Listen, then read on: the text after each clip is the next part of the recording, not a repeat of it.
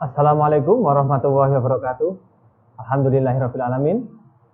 Ya, hari ini kita akan melanjutkan materi mata kuliah pendidikan multikultural. Ya, sebelum kita mulai berdiskusinya, sebelum materi dimulai, terlebih dahulu mari kita awali dengan baca doa bersama-sama. Doa dimulai. Ya, berdoa selesai. Ya, gimana kabarnya hari ini? Ya, semoga kalian dalam keadaan yang sehat walafiat ya. Amin.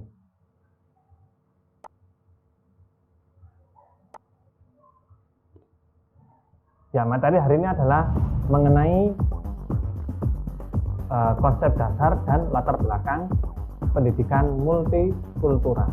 Ya, apa saja yang akan kita bahas? Ya, kita mulai saja pada materi yang pertama. Ya, mengenai konsep dasar pendidikan multikultural, ya, ini adalah konsep pendidikan multikultural itu di negara yang menganut konsep demokratis. Yaitu adalah yang pertama ya, konsepnya adalah negara tersebut harus menganut konsep demokratis. Demokratis itu apa? Ya, yang pastinya adalah yang berpihak pada rakyat, seperti itu ya, di rakyat, untuk rakyat dan oleh rakyat. Kenapa kok ada demokratis? Ya, karena di negara tersebut, di wilayah tersebut terdapat banyak perbedaan. Contohnya adalah di Indonesia. Ya, di Indonesia banyak suku, banyak agama, banyak bahasa dan sebagainya. Sehingga demokratis. Nah, karena Indonesia sangat beragam dan juga demokratis, maka penting untuk mempelajari tentang pendidikan multikultural. Ya, karena dengan banyaknya aneka ragam yang ada di wilayah tersebut, maka memungkinkan untuk terjadinya diskriminasi atau rasis. Nah, sehingga di sini perlulah kita untuk mempelajari tentang pendidikan multikultural. Bahwa kita yang sudah memiliki budaya tersendiri ya masih perlu untuk mengetahui budaya dari daerah lain, dari orang lain. Supaya apa? Supaya nanti ketika kita berinteraksi dengan mereka itu tidak ada salah paham, sehingga saling menguntungkan, bisa bekerja sama. Nah, itu ya, berarti pendidikan multikultural ya, diterapkan di negara yang demokratis atau di wilayah yang demokratis. Nah, pendidikan multikultural ini juga untuk kepentingan nasional, kepentingan suatu negara. Ya, kenapa? Ya, karena negara tadi karena demokratis dan juga beraneka ragam, makanya banyak suku dan budaya, bahasa dan sebagainya. Nah, itu harus bisa dipadukan. Nah, harus mengerti satu sama lain. Untuk apa? Ya, pastinya untuk kepentingan bersama. Nah, kepentingan bersama di sini adalah kepentingan nasional atau suatu negara itu sendiri, supaya masyarakatnya dari daerah A dan daerah B ini bisa bersatu. Ya, pastinya mereka harus mau bekerjasama, mau disatukan, sehingga ini adalah untuk kepentingan satu negara. Nah, sehingga di sini dalam kepentingan negara yang sudah dibentuk, karena kan kita ingin bersatu untuk mempertahankan wilayah, untuk bekerjasama dengan negara lain. Nah, itu kan kita harus adanya kerjasama di dalam wilayah itu sendiri. Nah, sehingga beberapa agama, bahasa atau masyarakat yang minoritas, yaitu seperti dipaksa atau juga bertentangan dengan kebudayaan yang sudah mereka anut atau yang sudah biasanya sudah dilakukan. Karena apa? Karena untuk pertujuan kepentingan nasional tadi. Ya, dari pertentangan ini ya pastinya kan negara memiliki kebijakan-kebijakan yang harus diutamakan adalah pastinya adalah masyarakatnya. seperti itu. Walaupun bertentangan, ya negara harus punya solusi supaya tidak bertentangan atau tidak terlalu ekstrim seperti apa itu adalah ya itu negara harus memberikan itu gitu ya. Supaya kebudayaan yang sudah ada di wilayahnya itu tetap terserap dan juga kepentingan nasional itu juga bisa dilakukan. Nah, sementara banyak orang yang bisa saja meninggalkan atau menghilangkan kebudayaannya, bahasanya, budaya keagamaannya dan adat istiadatnya dengan aturan yang baru. Kalau di sini adalah disebutkan dengan aturan yang asing gitu ya. Ya, ketika kita di wilayah Jawa kita menggunakan bahasa Jawa, tapi untuk bisa berinteraksi dengan orang lain, nah kita menggunakan bahasa Indonesia. Nah, sehingga bahasa Jawa kita itu sepertinya tidak kita pakai. Nah, itu ya. Karena untuk apa? Untuk kepentingan nasional, untuk kepentingan bersama. Ya, kalau kita tidak bisa menghilangkan itu, berarti kita masing-masing individu mengutamakan dirinya sendiri. Saya orang Jawa berarti harus pakai bahasa Jawa. Ya, ketika pergi ke Kalimantan, ketika pergi ke Sumatera, tetap menggunakan bahasanya. Ya, kita tidak bisa berkomunikasi dengan orang lain, gitu ya. Karena mereka pakai bahasa Sumatera, kita pakai bahasa Jawa. Nah, ini kan jadi nggak ketemu. Nah, supaya ketemu berarti kita harus bisa menurunkan ego kita masing-masing. Untuk apa? Untuk kepentingan kita sendiri dan juga untuk kepentingan nasional ya, secara tidak langsung. Sehingga kita menggunakan bahasa negara. Itu ya. Nah, itu juga terjadi di ranah pendidikan. Nah, ketika kita sudah pendidikan di perguruan tinggi ya contohnya, kita yang ada di wilayah luar Jawa, kita menempuh pendidikan yang ada di Pulau Jawa. Nah, mau nggak mau ya kita harus berkomunikasi dengan mereka. Kalau kita belum bisa menggunakan bahasa Jawa ya kita menggunakan bahasa nasional. Sehingga kepentingan nasional di sini adalah pastinya tetap mengutamakan kepentingan masyarakatnya supaya tetap bisa berinteraksi dengan sama. Seperti itu ya.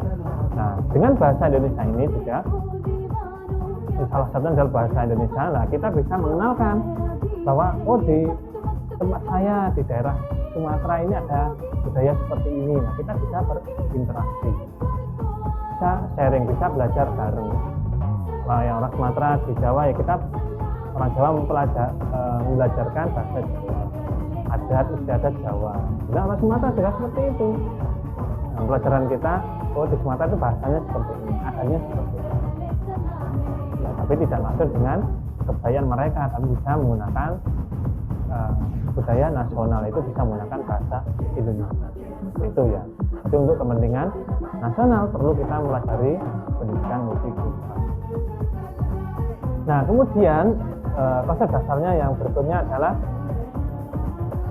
pendidikan multikultural dapat didefinisikan sebagai pendidikan untuk keragaman kebudayaan untuk merespon perubahan demografi. Ya, pentingnya mempelajari pendidikan multikultural karena penduduk di negara ini, di Indonesia, di Jawa, di mana saja itu semakin bertambah. Nah, adanya perubahan ini, nah, pastinya kita harus juga mempelajari tentang pendidikan multikultural. Karena mungkin nanti ketika kita sekarang ada di sini, nah, tahun depan mungkin kita ada di tempat lain, ya di daerah lain. Sehingga ketika kita sudah mempelajarinya di sini, berarti ketika merantau misalnya kita sudah tidak asing lagi ya, karena kita sudah mempelajari kebudayaan di wilayah yang lain. Dan kebudayaan di lingkungan masyarakat tentu bahkan dunia ya, ini kan bisa berkembang. Sehingga mungkin kita sekarang menggunakan budaya Jawa. Nah, ketika kita ke tempat lain, nah kita harus bisa adaptasi menggunakan kebudayaan yang lain. Nah, supaya kita tidak ketinggalan, ya kita walaupun di Jawa kita bisa belajar dengan kebudayaan di daerah yang lain. Seperti itu. Sebenarnya pendidikan harus mampu menciptakan tatanan masyarakat Nah, kita juga bisa, tatanan masyarakatnya bisa tercipta, bisa terdidik dan juga bisa mendidik. Kenapa? Ya supaya kita bisa memahami bahwa masih banyak budaya yang lain yang perlu kita pelajari. Ya kita tidak menganggapnya asing itu ya, karena itu adalah masih budaya kita bersama. Mungkin karena kita belum pernah menjumpai, sehingga kita merasa asing. Ini ada budaya seperti ini dari mana ya? Nah, itu kan karena kita belum tahu, sehingga kita perlu belajar tentang multikulturalisme, sehingga kita bisa menjadi terdidik. Kalau ada perbedaan, kita tidak langsung menyela ya. Kita pahami dulu ya, kenapa kok perbedaannya seperti ini, sehingga kita bisa menjadi orang yang bijak. Dan juga pastinya menghindarkan kita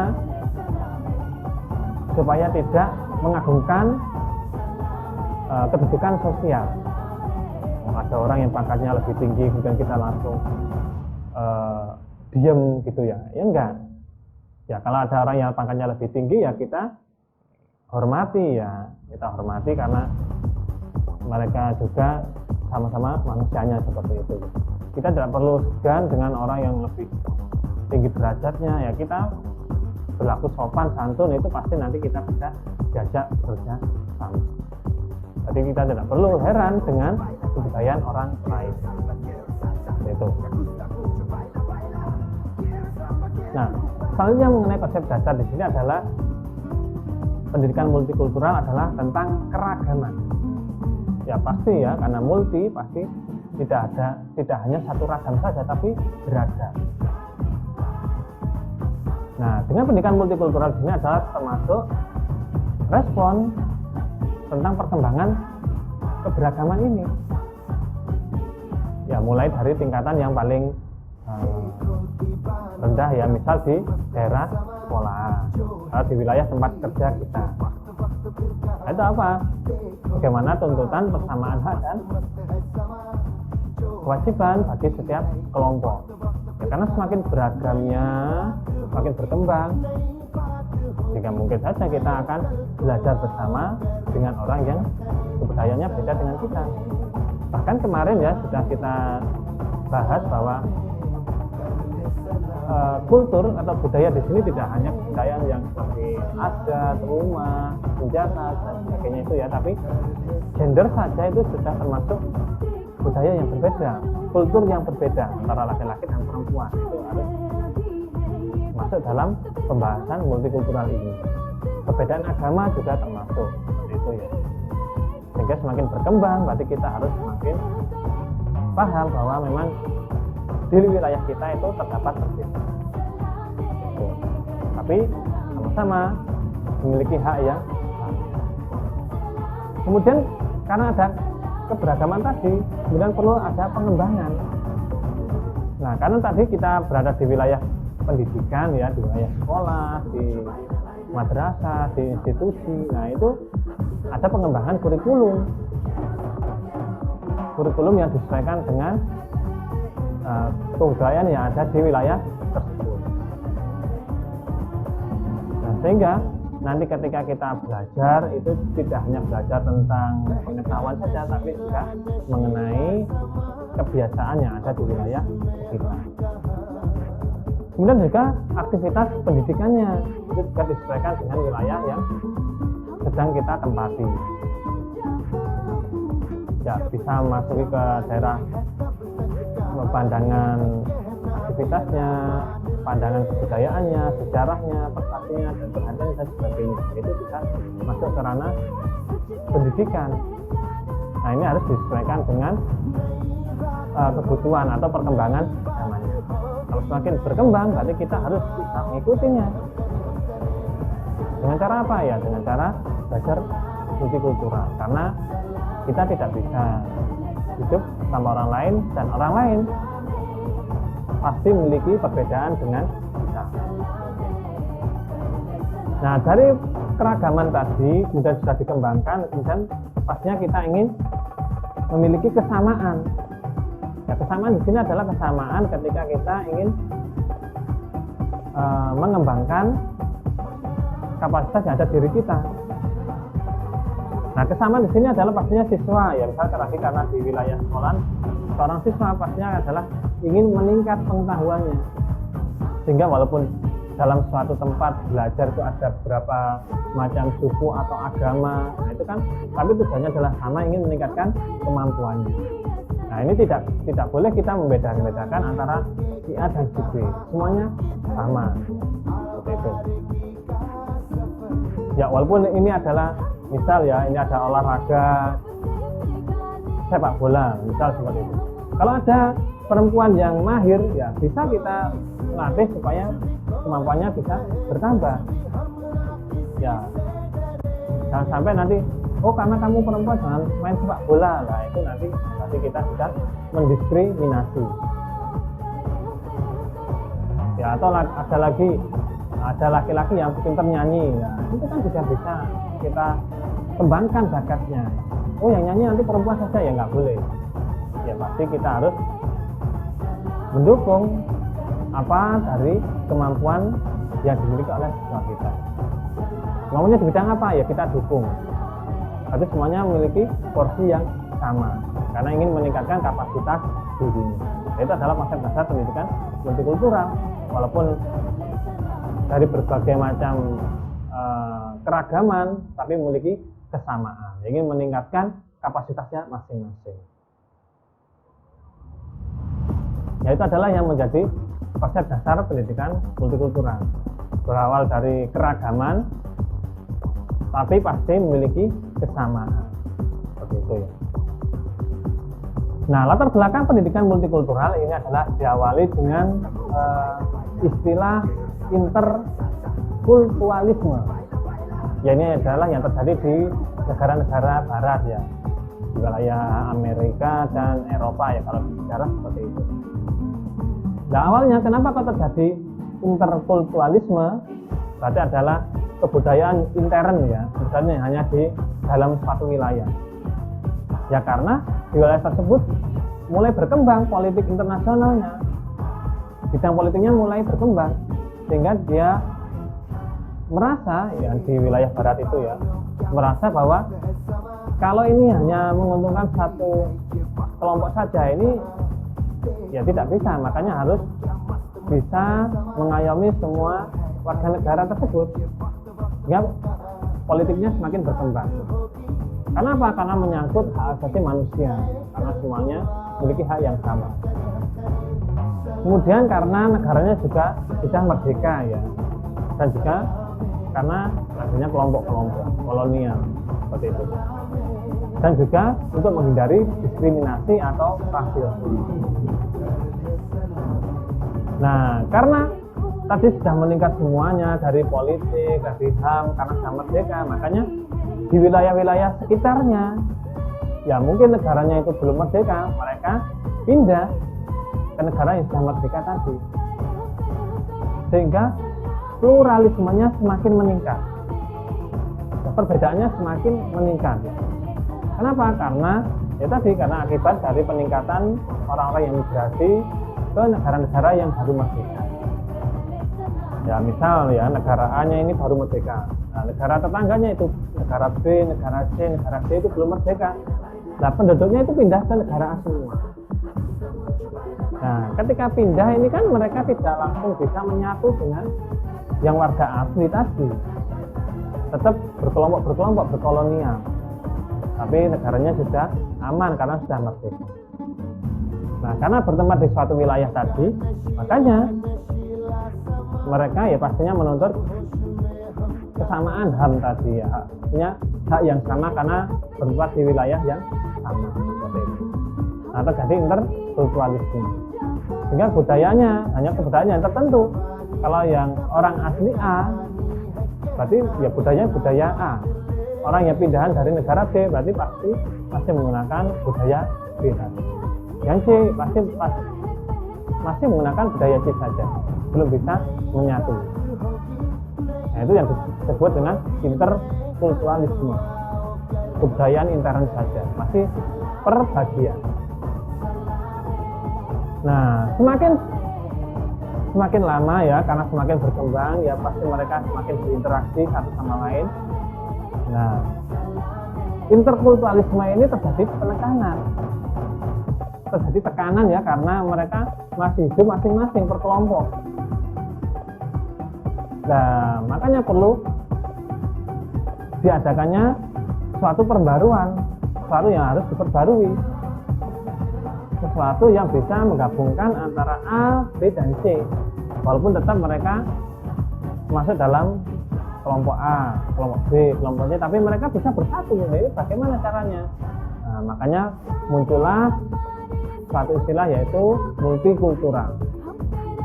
Nah, supaya bisa dipelajari, nah itu salah satunya adalah masuk ranah pendidikan multikultural. Karena dengan multikultural ini muncul sifat kepedulian. Jadi yang A peduli dengan B, yang B peduli dengan C. Karena terkait atau terikat, saling berinteraksi satu sama lain.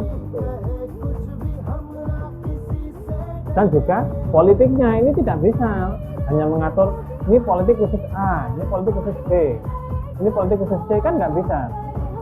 Nah, makanya untuk politiknya berguna untuk digunakan untuk semuanya A, B, dan C, makanya perlu adanya multikultural ini. Sehingga kelompok-kelompok yang minoritas tadi, yang pindahan tadi, nah itu memiliki hak yang sama. Tadi bisa berinteraksi dengan B, bisa berinteraksi dengan yang A, tanpa harus meninggalkan kebudayaan aslinya. Kalau saya orang C, berarti saya tetap bisa berkomunikasi dengan orang A tanpa meninggalkan kebudayaan yang awal seperti itu. Nah, itu adalah pendidikan multikultural. Nah, kemudian berkembang lagi ya, karena mereka sudah saling berinteraksi, berkomunikasi, nah, bisa muncul ya, salah satunya adalah ethnic studies atau studi tentang suku tertentu. Ya, berarti sudah ke ranah yang khusus ya. Nah, ini adalah memperdalam apa sih yang dipelajari pada kebudayaan A, apa sih yang dipelajari di kebudayaan B. Nah, ini mendorong tumbuhnya kajian khusus yang lebih mendalam. Ya, misal kalau tadi adalah warga A ingin memperdalam kebudayaannya B, ya bisa. Jadi masuk ke kajian atau kelompok khusus tadi, kelompok khusus mengkaji tentang suku tertentu. Nah, itu diperbolehkan. Tapi tetap mengacu pada kebudayaan yang aslinya. Hanya ingin memperdalam saja. Sebenarnya yang dipelajari di kelompok itu apa? Yang dipelajari di kelompok C itu apa? Nah, itu diperdalam. Itu ya. Dan tujuan intinya adalah untuk mencapai keberdayaan kelompok minoritas. Sehingga yang kelompok tadi, yang kelompok masing-masing tadi itu semakin diberdayakan. Karena bisa mengetahui kebudayaan dari kelompok yang lain. Nah, kalau kelompok yang lain sudah diketahui, nah itu kan kita bisa meningkatkan sifat toleransi kita terhadap kelompok yang berbeda dengan kebudayaan yang kita anut. Nah, setelah kita mempelajari atau memperdalam etnik tertentu, nah, dan muncullah sensitivitas, yaitu menumbuhkan budaya masyarakat yang bersifat plural. Plural di sini kan berbeda, tapi ingin menonjolkan kebudayaannya masing-masing. Nah, ketika sudah mempelajari tentang kebudayaan dari tempat yang lain, dari kelompok lain, itu kan berarti tahu, oh ternyata keunggulan di kebudayaan B adalah seperti ini. Sehingga misal saya adalah sebagai warga A, berarti saya ingin juga menonjolkan bahwa di kebudayaan saya itu bisa lebih meningkat. Nah, karena saya tadi sudah tahu di B bisa meningkat karena mempelajari ini. Berarti kan saya tahu cara untuk meningkatkan. Tapi tanpa harus mencampuri kebudayaan yang orang yang di luar kita. Perlu dapat menjadi multikultural, belajar tentang berbagai macam alternatif. Jadi kan caranya kan nanti bisa dari orang lain, dari kelompok lain untuk meningkatkan kapasitas dari kebudayaan yang sudah kita kita percayai seperti itu. Nah, ini latar belakangnya. Berarti mulai dari kelompok kecil, mulai dari meningkatkan kapasitas dari diri sendiri. Nah, strateginya ya supaya kita dapat meningkatkan kemampuan multikultural kita. Nah, yang pertama adalah pastinya kita harus tetap belajar dan belajar. Ya, kita tidak bisa meningkatkan kemampuan kita tanpa kita harus belajar. Pasti kita kalau ingin meningkat kemampuan kita, pengalaman kita meningkat, pasti kita harus belajar. Ya, karena ini adalah berhubungan dengan kultur, maka yang kita pelajari adalah juga kultur dari kelompok yang berbeda. Kalau kebudayaan kita, ya kemungkinan besar kita sudah menguasainya.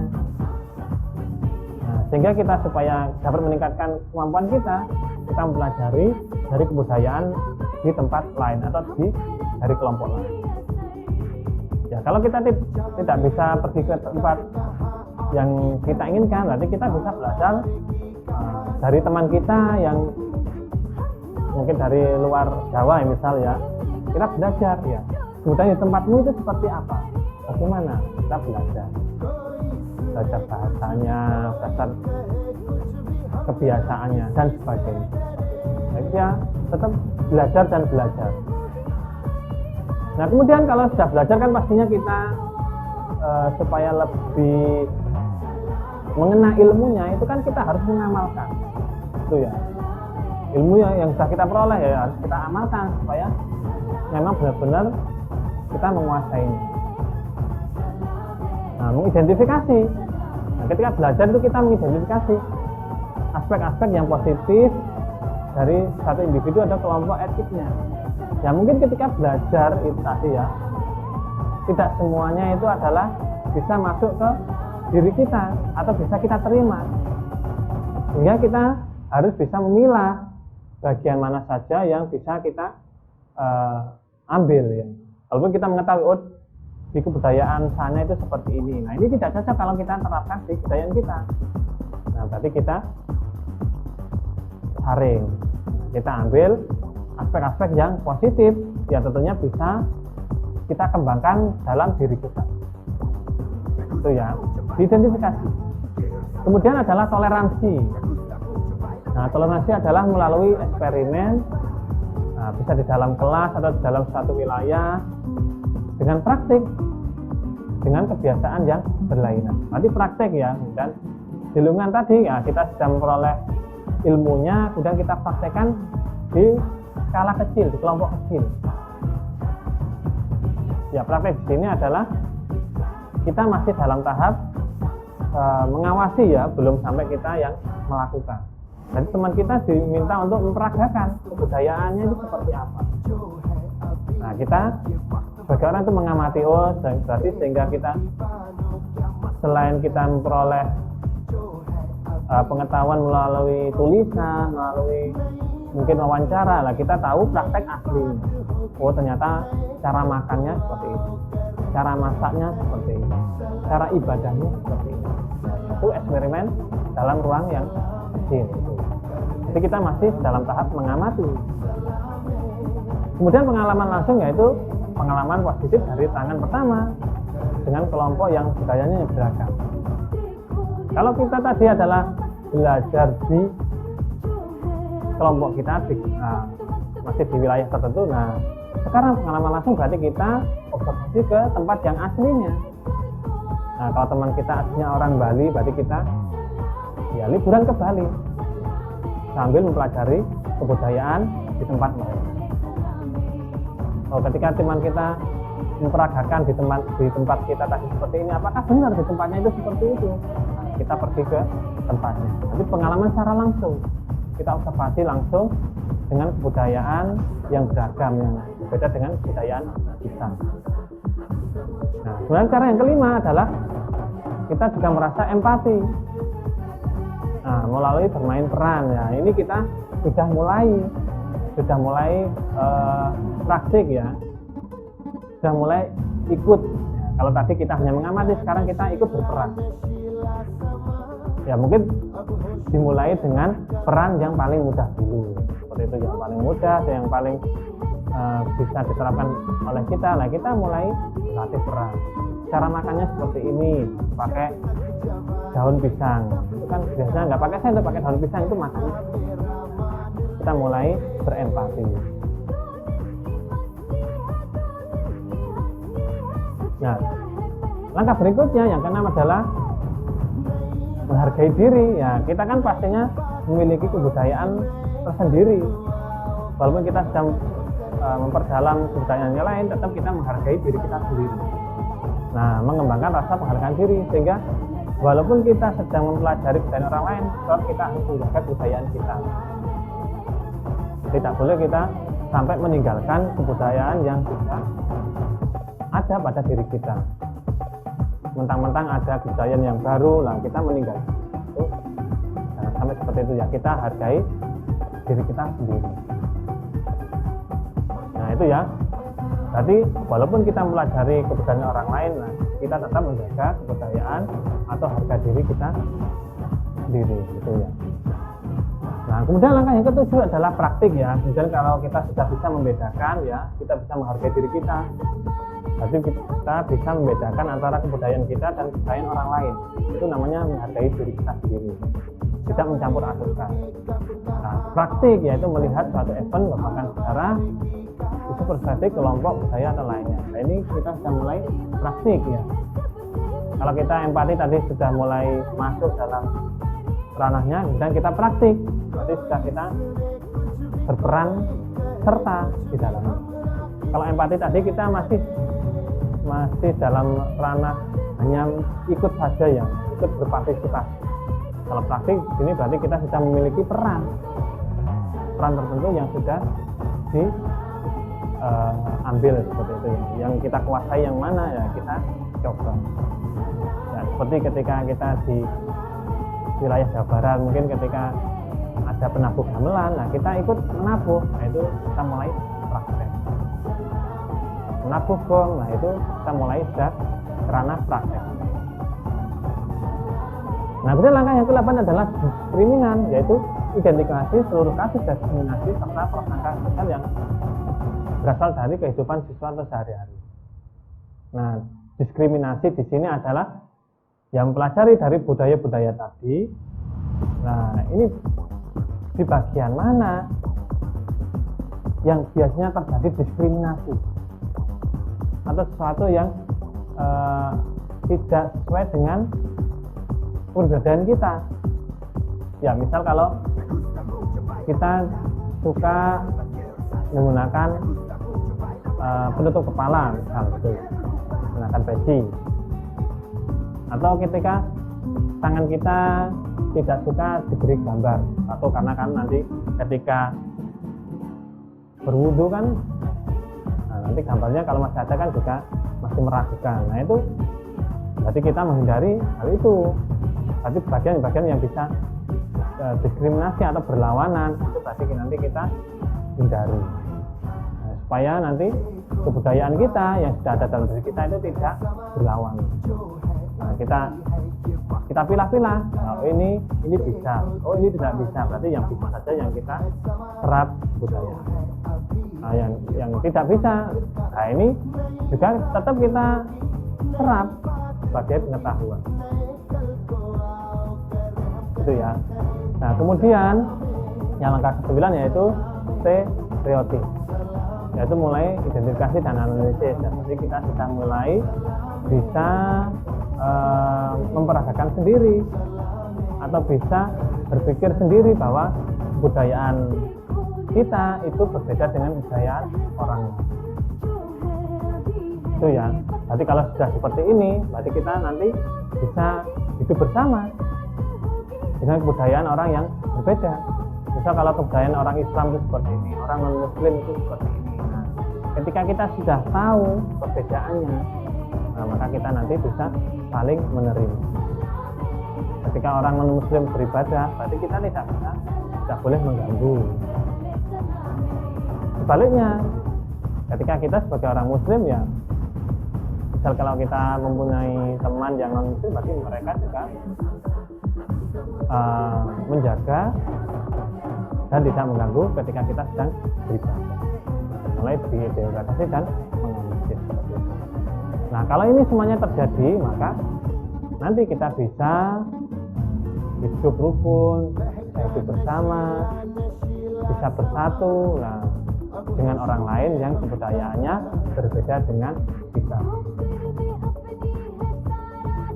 Ya, saya ingatkan lagi, untuk multikultural di sini adalah tidak hanya dalam ranah kebudayaan seperti tari, dan rumah, kemudian bahasa, bahkan ya agama, kemudian gender itu juga termasuk. Sehingga di wilayah paling kecil kita, yaitu di keluarga, itu juga kita harus saling mengenal.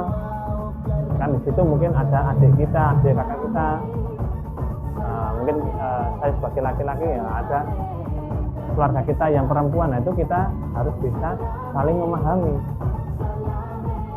Nah, apa kelebihannya, apa kekurangannya, apa yang membuatnya senang, apa yang membuatnya suka, itu kita harus mengetahui. Sehingga ketika berinteraksi kita tidak sampai mendiskriminasi anggota keluarga kita. Nah, kalau terjadi kerukunan itu ketika kita berinteraksi, ketika bertemu, itu sangat nyaman sekali. Seperti itu. Nah, demikian materi pada hari ini tentang konsep dasar dan latar belakang pendidikan multikultural. Ya, jangan patah semangat ya, tetap semangat untuk belajar ya, untuk meningkatkan pengetahuan dari kebudayaan selain kebudayaan yang sudah kita pahami. Seperti itu. Kalau kita punya teman yang berbeda kebudayaan, ya itu harus kita manfaatkan. Untuk apa? Ya, untuk meningkatkan kemampuan diri kita mengenai apa? Mengenai kebudayaan orang. Semakin banyak kita mengetahui kebudayaan orang lain, maka semakin banyak ilmu yang kita peroleh, dan juga semakin tinggi juga rasa toleransi kita terhadap orang lain. Demikian materi pada hari ini. Kurang lebihnya mohon maaf. Mari kita akhiri. Alhamdulillah, sama-sama. Alhamdulillahirrahmanirrahim. Saya akhiri. Assalamualaikum warahmatullahi wabarakatuh.